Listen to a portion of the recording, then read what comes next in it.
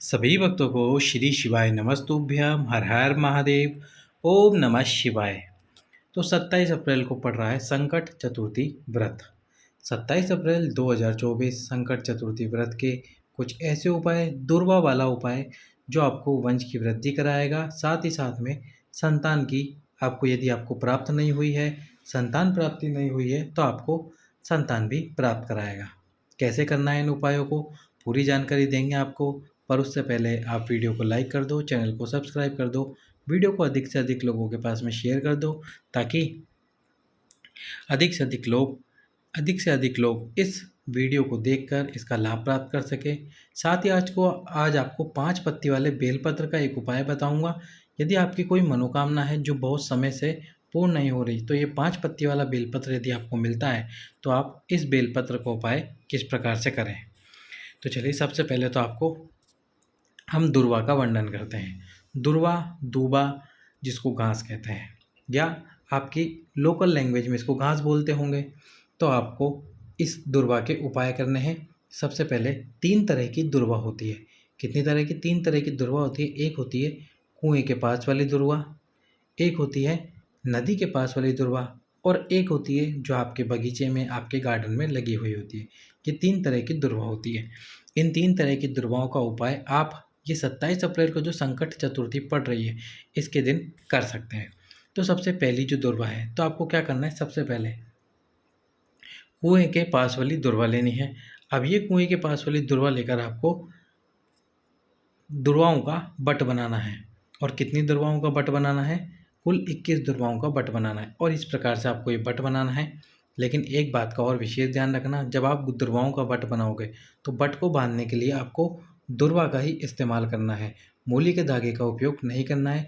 जो दुर्वा होती है उसका इस्तेमाल करना है, ये मूली के धागे को आपको नहीं बांधना है। कुल 21 दुर्वा लेनी है आपको कुएं के पास वाली कुल 21 दुर्वा लीजिए। अब ये जो 21 दुर्वा है ये हमें क्या प्राप्त कराती है? तो आपकी कोई बात है, आपकी कोई मनोकामना है जो कि पूर्ण नहीं हो रही है, तो सुबह सुबह आपको 21 दुर्वा को लेकर इनका बट बना लेना है। और ये 21वां दुर्वा लेकर आपको पहुंच जाना है भगवान शंकर के मंदिर में। यदि उस मंदिर में गणेश जी है तो उस मंदिर में ज़रूर जाए। यदि गणेश जी का ही मंदिर है तो आप उसमें भी जा सकते हैं। अब 21 दुर्वाओं को लेकर गणेश जी के मंदिर में पहुंचकर सबसे पहले तो आपको जो गणेश जी का एक दांत टूटा हुआ होता है, आप जानते होंगे गणेश जी का एक दांत टूटा हुआ है, जैसे कि आप ये देख सकते हो, ये वाला दांत जो टूटा हुआ है, इस दांत के पास में आपको वो 21 दुर्वा का बट जो आपने बनाया है, आपकी मनोकामना बोलकर, आपकी कामना कर कर समर्पित कर दीजिए गणेश जी के टूटे हुए दांत की तरफ। गणेश जी आपकी मनोकामना, जो भी आपकी बात है, उसको अवश्य ही पूर्ण कर देंगे। तो ये 21 दुर्वाओं का बट आपको बनाना चाहिए।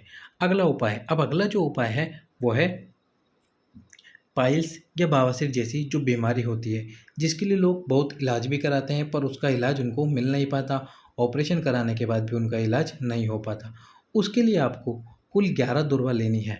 11 दुर्वा से केवल एक बार ये उपाय करो, एक बार में उपाय सफल ज़रूर होगा। और इस प्रकार ये उपाय कर कर आपकी जो बवासीर या पाइल जैसी समस्या है उसको आप समाप्त कर सकते हो। करना कैसे? आपको उपाय 11 दुर्वा ले लेनी है। और 11 दुर्वा कौन सी लेनी है? कुएं के पास वाली दुर्वा है। कुएं के पास वाली 11 दुर्वा ले लेनी है। अब ये 11 दुर्वा को लेकर आपको पहुंच जाना है भगवान शंकर के मंदिर में।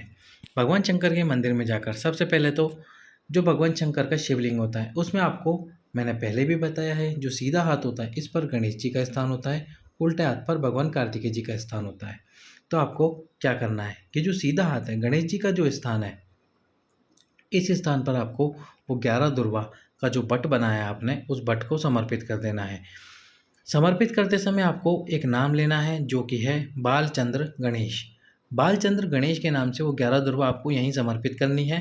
5 से 10 मिनट बाद इन 11 दुर्वाओं को उठा लेना है। उठाकर अपने घर पर लेकर आना है। घर पर इन 11 दुर्वाओं को दही में मिला लेना है। या तो आप दही में पीस लीजिए या फिर इन दुर्वाओं के छोटे छोटे टुकड़े करके दही में डाल दीजिए। और थोड़ी सी पिसी हुई मिश्री, जो मिश्री आती है जिसे हम मोटी शक्कर भी कहते हैं, उस मिश्री को उसी दही में डाल लेना है ताकि वो थोड़ा मीठा हो जाए। उसके बाद उस दही का सेवन आपको कर लेना है। 11 दुर्वाओं को एक साथ ही खाना है दही में मिलाकर। एक बार आप उपाय कीजिए, यदि सफलता प्राप्त ना हो तो दूसरी बार आप फिर से इस उपाय को कर सकते हैं। संकट चतुर्थी के दिन कीजिए, सोमवार के दिन भी आप इस उपाय को कीजिए, या फिर आप किसी विशेष दिन, प्रदोष के दिन और शिवरात्रि के दिन भी इस उपाय को अवश्य ही कर सकते हैं। पर संकट चतुर्थी के दिन करेंगे तो लाभ अवश्य ही प्राप्त होगा। अब अगला जो उपाय है वह है वंश की वृद्धि के लिए और संतान की प्राप्ति के लिए। ये जो उपाय है ये गुरुजी ने अपनी 4 वर्ष पुरानी कथा में बताया था कि आपको 11 दुर्वा से भगवान गणेश जी को प्रसन्न करना है और वो फिर आपको संतान की प्राप्ति, वंश की वृद्धि कराएंगे। जिस प्रकार से 11 दुर्वा लेनी है और 11 दुर्वा का बट बना लेना है। दुर्वा का बट जैसे भी मैंने आपको बताया था वो 21 दुर्वा का बट, उसी प्रकार 11 दुर्वा का आपको बट बनाना है। अब इस बट को बनाते समय वही बात ध्यान रखने की, इसमें भी आपको मूली का धागा नहीं बांधना है, केवल और केवल दुर्वा से ही इस बट को तैयार करना है। अब तैयार करने के बाद में आपको पहुंच जाना है गणेश जी के मंदिर में।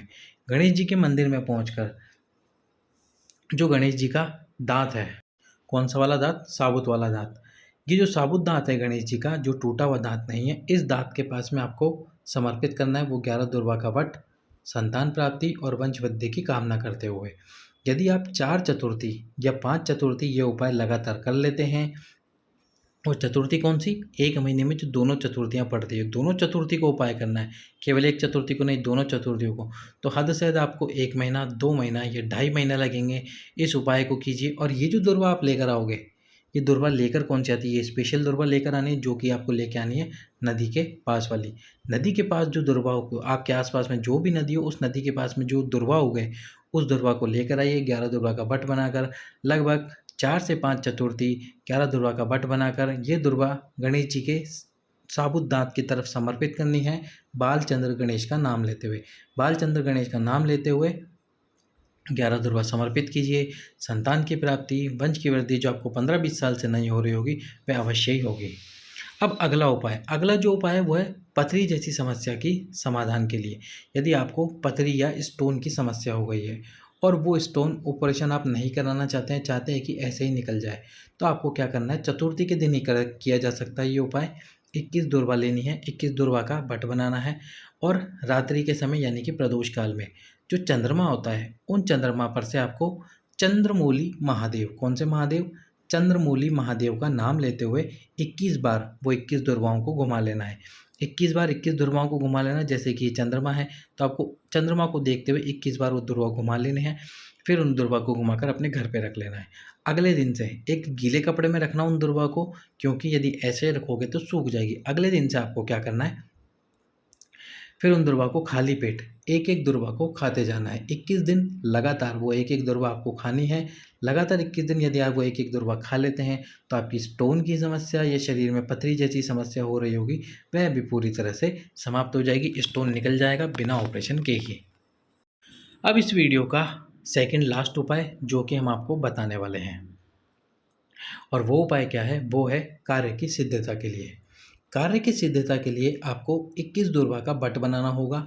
21 दुर्वा का बट बनाकर जो भी आप आपका कार्य सिद्ध कराना चाहते हैं, उस कार्य के लिए उस कार्य को बोलकर 21 दुर्वा का बट। और ये जो दुर्वा लेनी होगी, कौन सी वाली लेनी होगी? बगीचे वाली दुर्वा, जो गार्डन में उगाई जाती है, वो बगीचे वाली दुर्वा आपको लेनी है। उसको लेकर 21 दुर्वा का बट लेकर आपको पहुंच जाना है भगवान गणेश जी के मंदिर में, या फिर शिव जी के मंदिर में, जहाँ पर गणेश जी भी विराजमान हो। और आपका कार्य बोलकर भगवान गणेश के चरणों में वो 21 दुर्वा का बट समर्पित कर देना है। भगवान गणेश जी आपका जो भी कार्य है उसको अवश्य ही सिद्ध करा देंगे। अब अगला उपाय चतुर्थी के दिन जो किया जाता है, क्या करना है आपको इस उपाय में? यदि आपके घर में चूहे बहुत ज़्यादा आते हैं, चूहों ने आतंक मचा रखा है, फिर वो घर में हो या फिर आपके खेत में हो, या कोई किसान हो जिसके घर के अंदर या फिर खेत के अंदर चूहों जिन्होंने परेशान कर दिया है, तो आपको क्या करना है? घर में या फिर उस खेत में 5 लड्डू, और वो लड्डू कौन से? मोतीचूर के लड्डू जो आते हैं, वो लड्डू लेकर सोबरी ऋषि का नाम लेकर, कौन से ऋषि? सोबरी ऋषि। सोबरी ऋषि के नाम से आपको वो लड्डू आपके खेत में या आपके घर के अंदर रख देने हैं। उसके बाद में कोई भी चूहा आपके घर में प्रवेश नहीं करेगा, या जिन किसी का खेत चूहों ने खराब कर दिया है, उस खेत में भी वो चूहे प्रवेश नहीं करेंगे। चतुर्थी के दिन सोबरी ऋषि के नाम से आपको ये 5 लड्डू अपने घर में या खेत में रख देने हैं। अगला उपाय, अब अगला जो उपाय है वो है 5 पत्ती वाले बेलपत्र का उपाय। यदि आपको एक बेलपत्र मिल जाता है जिसमें 5 पत्तियाँ हो, 5 पत्तियाँ किस प्रकार से होती है, इस प्रकार से ये 5 पत्तियाँ होती है। ये पहली पत्ती, दूसरी पत्ती, तीसरी पत्ती, चौथी पत्ती, पाँचवीं पत्ती। तो इस प्रकार से ये बेलपत्र होता है जिसमें कुल 5 पत्तियाँ होती है। तो अब इस बेलपत्र, यदि आपको ये बेलपत्र मिल जाता है तो आपकी मनोकामना पूर्ण करने के लिए आपको क्या करना होगा।